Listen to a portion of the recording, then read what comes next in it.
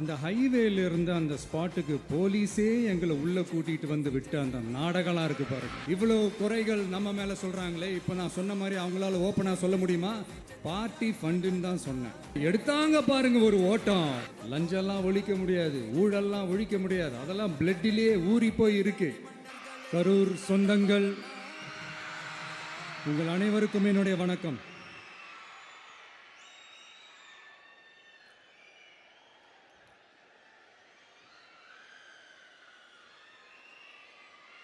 ஒரு மனுஷன் லைஃப்பில் எவ்வளோ பெரிய ஒரு உயரத்துக்கு போனாலும் மனசளவில் சில வலிகள், காயங்கள் அதை மறக்க முடியாது இல்லையா? எல்லார் லைஃப்லேயும் அப்படி தான், நமக்கும் அப்படி தான். நிறையா வலிகள், காயங்கள் எல்லாத்தையும் தாண்டி தான் வந்திருக்கிறோம். ஆனால் எல்லாத்தையும் விட ரொம்ப ஜாஸ்தியான அந்த வலியும் அந்த காயமும் எனக்கு அந்த கரூர் சம்பவம் தான்.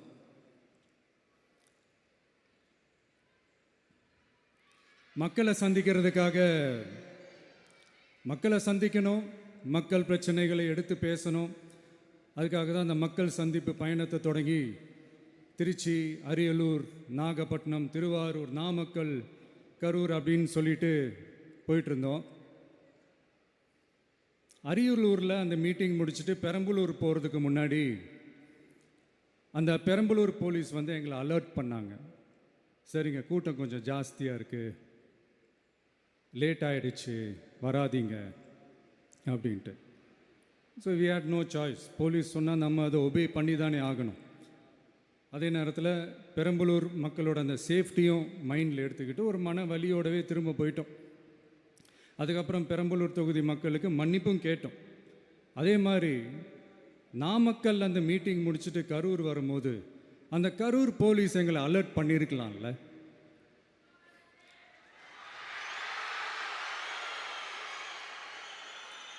இல்லை சார், இங்கே எதிர்பார்த்ததை விட கொஞ்சம் கூட்டம் அதிகமாக இருக்குது, கண்ட்ரோல் பண்ண முடியல, வராதிங்க. அண்ட் போலீஸ் நினச்சா அவங்க அந்த மீட்டிங்கே கேன்சல் பண்ணலாம். ஏதோ தப்பாக இருக்குது, ஏதோ தப்பாக தோணுது அப்படின்னு நினச்சிட்டாலே they have all the rights to cancel the meeting. எங்ககிட்ட கேட்கணும்லாம் ஒன்றும் அவசியமே கிடையாது. ஆனால் அதையெல்லாம் எதுவுமே செய்யாமல் அந்த ஹைவேல இருந்து அந்த ஸ்பாட்டுக்கு போலீஸே எங்களை உள்ளே கூட்டிகிட்டு வந்து விட்டு அந்த நாடகம்லாம் இருக்குது பாருங்க.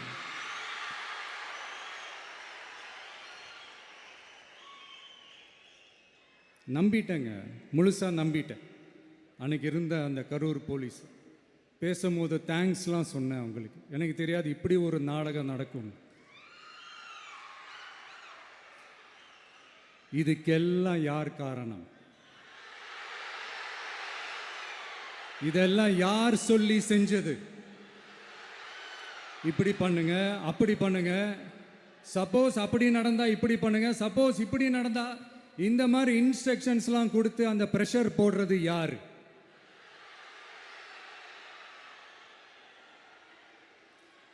அந்த சம்பவத்தில் நம்ம யாரெல்லாம் இழந்திருக்கோம் தெரியுமா? ஒரு டிவியில் என் படமோ பாட்டோ வந்துச்சுன்னா, அம்மா விஜய் மாமா, அம்மா விஜய் மாமா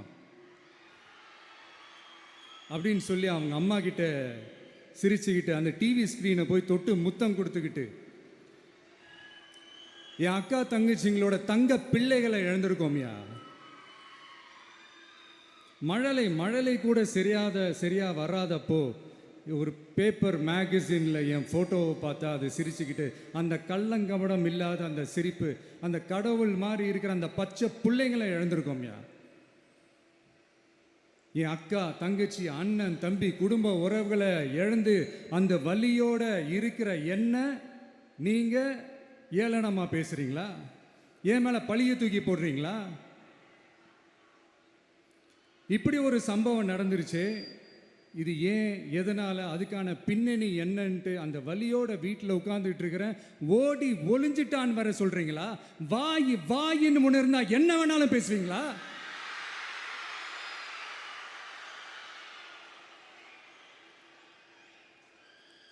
மக்களே, நான் உங்களையே கேட்குறேன். அன்றைக்கி அத்தனை க்ரௌடு இருந்துச்சு.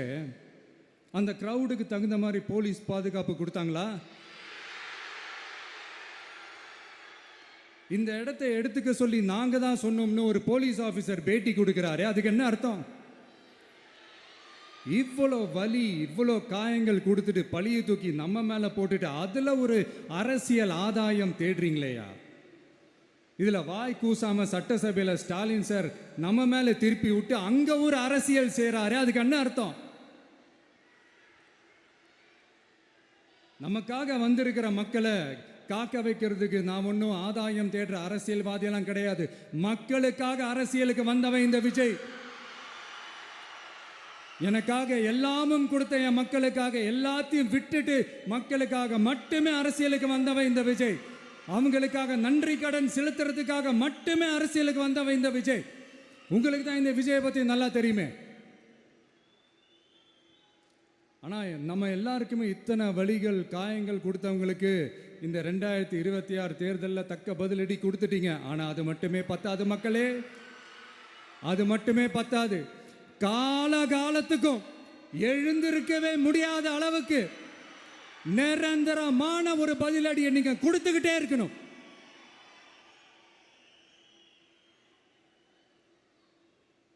இப்படிலாம் பண்ணா நான் மக்களை விட்டு ஓடிடுவேன் நினைப்பா? யார் என்ன ஓடினாலும் நான் மக்களை விட்டுலாம் ஓட மாட்டேன். அன்னைக்கும் சொன்னேன், இன்னைக்கும் சொல்றேன், நாளைக்கும் சொல்றேன், தில்லா சொல்லுவேன், கெத்தா சொல்லுவேன். பணமா ஜனமா அப்படின்னு கேட்டா என் ஜனம் தான் எனக்கு முக்கியம்.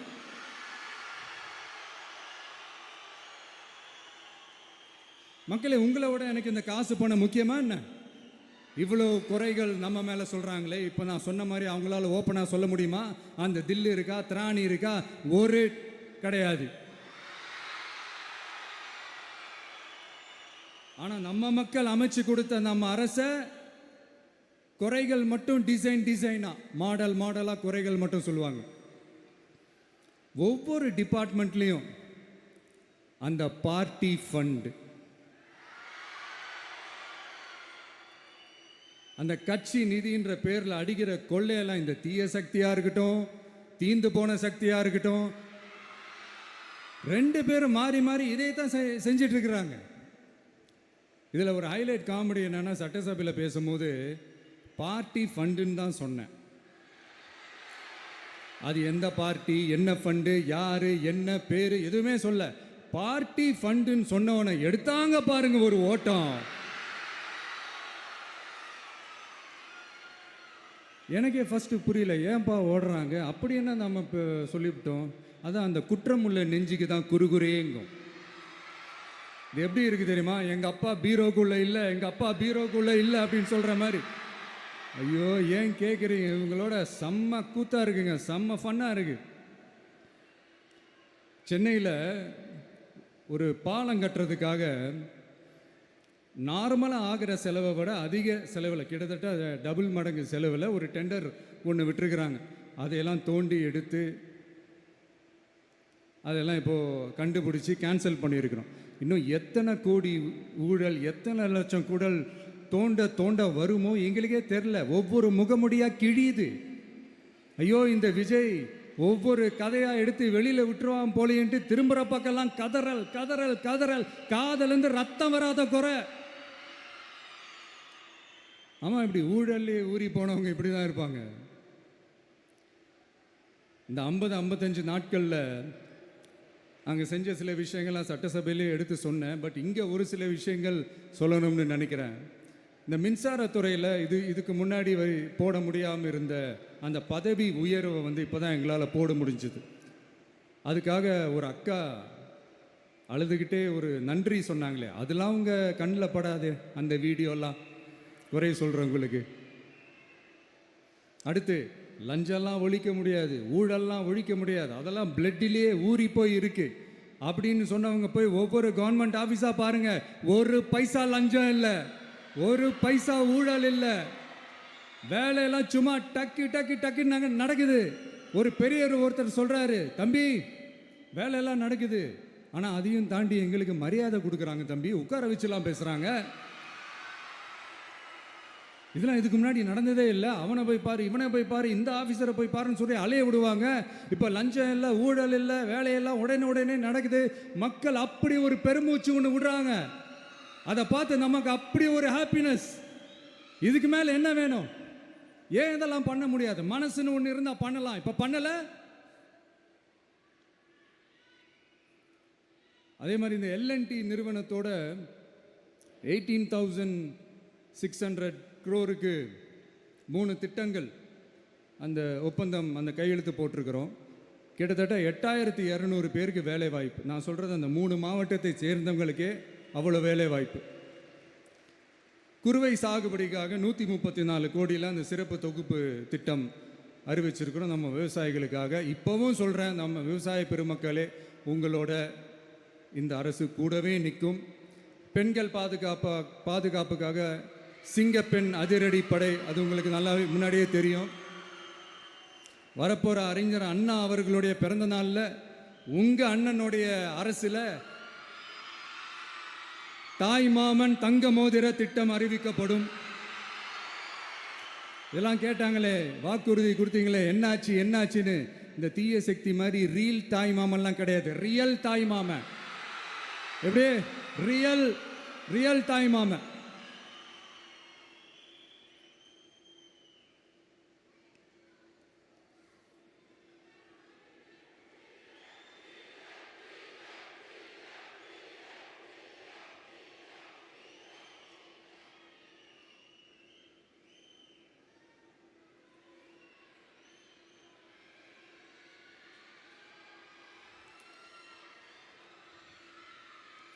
இந்த தீய சக்தியை பற்றி, அவங்க நிர்வாகத்தை பற்றி ஒரு வெள்ளை அறிக்கையை ஒன்று வெளியிட்டோம்ல, அது ஷார்ட் அண்ட் ஸ்வீட்டாக சொல்லணுன்னா, ஒரு ஓட்டை பாத்திரத்துக்குள்ளே தண்ணி ஊற்றிக்கிட்டே இருந்திருக்கிறாங்க. பாத்திரம் எம்டியாகவே இருந்திருக்கு, ஆனால் ஊற்றின தண்ணி தான் எங்கே போச்சுன்னு தெரில. கடவுளுக்கு தான் வெளிச்சம்.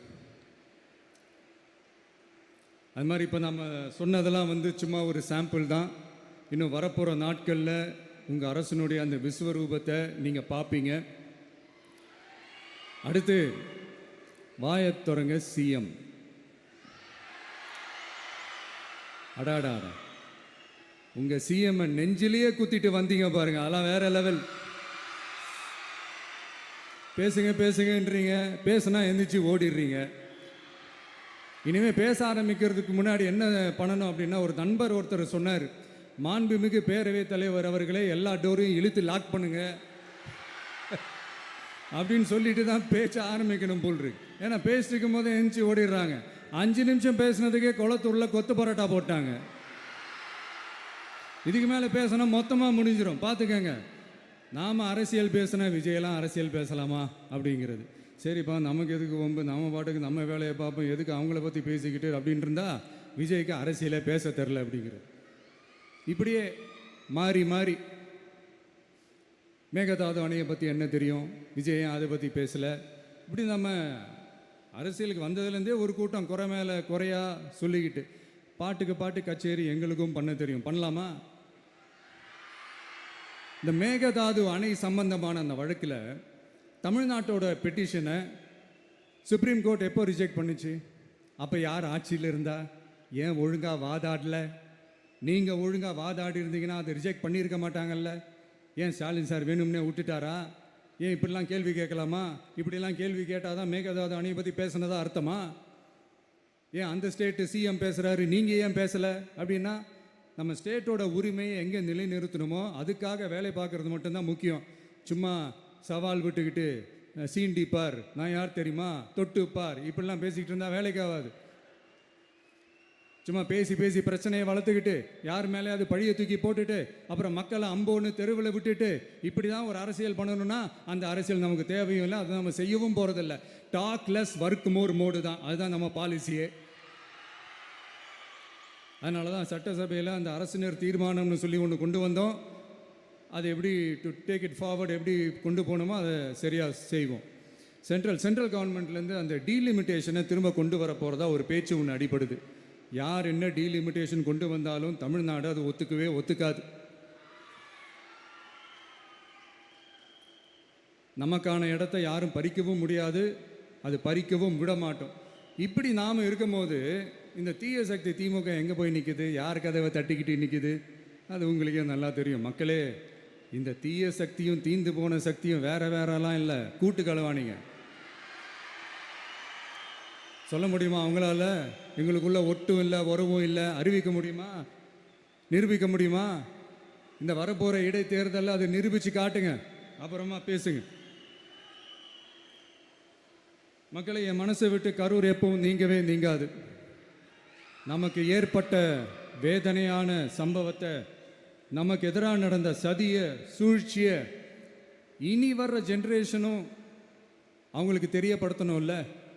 அதுக்காகவே இனி ஒரு அரசியல் சதிய, அரசியல் சூழ்ச்சியை யாரும் யோசிக்கவே கூடாதுன்றதுக்காகவே கரூரில் ஒரு நினைவு சின்னத்தை நம்ம டிவிகே சார்பாக அமைக்கப்படும் அப்படின்றத அறிவிக்கிறோம். அப்புறம் கரூர்லேருந்து ஒட்டுமொத்த தமிழ்நாட்டு மக்களுக்கும் சொல்கிறேன், உங்கள் டிவிக்கு அரசு உங்களுக்காகத்தான் உழைக்கும். அடிப்படை வசதிகளை முதல்ல நிறைவேற்றணும். ஒரு பக்கம் நிதி நிலைமையை சரி செஞ்சுக்கிட்டே, இன்னொரு பக்கம் அப்படியே நாம் சொன்னதில் ப்ரையாரிட்டி பார்த்து ஒவ்வொன்றா படிப்படியாக நிறைவேற்ற ட்ரை பண்ணுவோம். இது எப்பவும் உங்களுக்கான அரசாக தான் இருக்கும். இந்த விஜய் உங்கள் விஜயாக தான் இருப்பான். நீங்கள் உரிமையோட உங்கள் கவர்மெண்ட்டை நீங்கள் அணுகலாம். இந்த தீயசக்தி ஆட்சி முடிஞ்சு பொட்டிக்குள்ளே போனதுலேருந்து என்னென்னமோ பண்ணுறாங்க, ஏதோ பேசுகிறாங்க. சோஃபாங்கிறாங்க, வாஷிங் மிஷினுங்கிறாங்க. இந்த அரசியல் வியாபாரம் பண்ணுறதுக்கான அந்த வெண்டிங் மெஷினே அவங்க தான். யார்? இந்த திமுக. இதில் நம்மளை பார்த்து வாஷிங் மிஷினுங்கிறாங்க. எலெக்ஷனில் ஓட்டுக்கு காசு கொடுக்குற அந்த கலாச்சாரத்தையும் அந்த கல்ச்சரை அடித்து நொறுக்கி இருக்கிறோம்.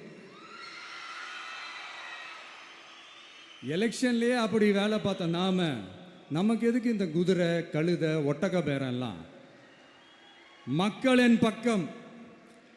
அப்படி இருக்கும்போது நமக்கு எதுக்கு இந்த பேரெல்லாம்? இந்த திருட்டு திமுக ஆட்சியை வச்சுக்கிட்டு ஊரடிச்சு ஒலையில போட்டு இந்த கொள்ளையை அடிச்சதுனால தான் உங்க கரூர் கம்பெனி ஓனர் ஒருத்தர் எங்க எங்க இருக்காருன்னே தெரியாம ஓடு ஓடு ஓடு ஓடு ஓடு ஓடு ஓடு ஓடு வராம் பாரு வேட்டக்காரன் ஓடினே இருக்கிறாரு. இன்னொருத்தர் ஃபாரின்ல போய் ஒளிஞ்சுக்கிட்டார். ஃபாரின் ஸ்டாலின் சார்ன்னு நினச்சிட போறீங்க. அவர் இல்லை. எனக்கு எப்பவுமே ஸ்டாலின் சார் மேலே ஒரு தனி பாசம் ஒன்று உண்டு. அவர் கிடையாது, இவர் வேற. சிங்கப்பூருக்கு செக்கப்புக்கு போனார்ல அவர். இன்னும் தோண்ட தோண்ட எத்தனை பேர் மாட்ட போகிறாங்களோ தெரில. உங்ககிட்ட யாராவது லஞ்சம் ஏதாவது கேட்டாங்கன்னா கொடுக்க முடியாது சொல்லுங்க, நான் இருக்கேன் உங்களோட. அப்படியே யாராவது ஃபோர்ஸ் பண்ணாங்கன்னா இது எங்க மகன், எங்க புள்ள, எங்க அண்ணன், எங்க தம்பி, எங்க விஜய், எங்க விஜயோட ஆட்சின்னு ஸ்ட்ராங்கா சொல்லுங்க. மக்களை, நீங்க கூட இருக்கும் போது லஞ்ச ஊழல் மட்டும் இல்லை, அதிகாரத்தை வச்சு ஆட்டம் போடுற யாரா இருந்தாலும் அடங்கிடுவாங்க. இந்த கடமை, கண்ணியம், கட்டுப்பாடுன்ட்டு ஒரு காலத்தில் கொள்கையோடு இருந்த கட்சியெல்லாம் இன்னைக்கு எப்படி இருக்கான்னு உங்களுக்கே தெரியும். அதாவது இந்த டிவிகே கட்சியோட தலைவரை எதிர்க்கிறதுல ஒரு நியாயம் இருக்கு. ஏன்னா உங்க பொழப்பில் மண்ணள்ளி போட்டான். என்ன, இந்த ஊழல் லஞ்சம்லாம் பண்ண மாட்டேன்னு சொல்லி உங்கள் அரசியலையே ஒரு தெருமுனைக்கு கொண்டாந்து விட்டான். மக்கள் வேற அவனை தான் நம்புகிறாங்க. ஸோ இந்த விஜயை எதிர்க்கிறதுல ஒரு அரசியல் நியாயம் இருக்குது, அதை புரிஞ்சுக்கலாம். ஆனால் இன்னைக்கு இந்த விஜயை மக்கள் ஓட்டு போட்டு ஜெயிக்க வச்சு ஒரு தீர்ப்பை கொடுத்து மக்களுக்காக வேலை செய்கிறதுக்காக முதலமைச்சராக உட்கார வச்சிருக்கிறாங்க. என்னமோ இன்னமும் நீங்கள் தான் ஆட்சியில் இருக்கிற மாதிரி. விஜய் கரூருக்கெல்லாம் போகக்கூடாது, விஜய் இங்கே போகக்கூடாது, அது செய்யக்கூடாது, இது செய்யக்கூடாதுன்னு எனக்கு புரியலையே. ஆட்சியில் இருக்கும் போது தான் இவ்வளோ கட்டுப்பாடெல்லாம் போட்டிங்க, எஸ்ஓபிஸ்லாம் போட்டிங்க, ஸ்டாலின் சார் ஆப்ரேட்டிங் ப்ரொசீஜர்லாம் போட்டிங்க. இப்போவும் அதே பண்ணிட்டு இருந்தீங்கன்னா என்ன சார் நியாயம்? இல்லை நான் தெரியாமல் தான் கேட்குறேன். இன்னும் கனவுலையே இருக்கிறீங்களா? முதல்ல முழிச்சு வாங்க, ரியாலிட்டிக்கு வாங்க. உங்கள் ஆட்சியெல்லாம் வீட்டுக்கு போய் டிவிக்குன்னு ஒரு ஆட்சி வந்து ரொம்ப நாள் ஆச்சு. ஒழுங்கா படி என்று சுப்ரீம் கோர்ட் ஓங்கி மண்டேலியே நறுக்கு நறுக்கு நறுக்கு என்று செம்மட்டியாலே அடிச்சும் இந்த திமுக முழிச்சிக்கல அப்படின்னா அப்போ கொஞ்சம் கஷ்டம்தான். வெற்றி தோல்வியெல்லாம் அரசியலில் சகஜம் சார். அதுக்காகலாம் வெறி பிடிச்சி இந்த பதவி வெறி பிடிச்செல்லாம் அலைய தேவையில்லை. நல்ல விதமாகவே சொல்கிறேன், நியாயமான அரசியல் பண்ணுங்க. ஓ, அதுதான் உங்களுக்கு தெரியாதுல்ல? இந்த தீய சக்தி திருத்தவும் முடியாது, அவங்களா திருந்துவாங்கன்னு பார்த்தா அதுவும் நடக்க போகிறதில்ல. அதனால் வரப்போகிற இடைத்தேர்தலில் மக்களே இந்த தீய சக்தி திமுகவை நல்லா வெச்சு வெளுத்து விடுங்க. கான்ஃபிடண்டா இருங்க மக்களே, நல்லதே நடக்கும், வெற்றி நிச்சயம். மீண்டும் சந்திக்கும் வரை நன்றி, வணக்கம்.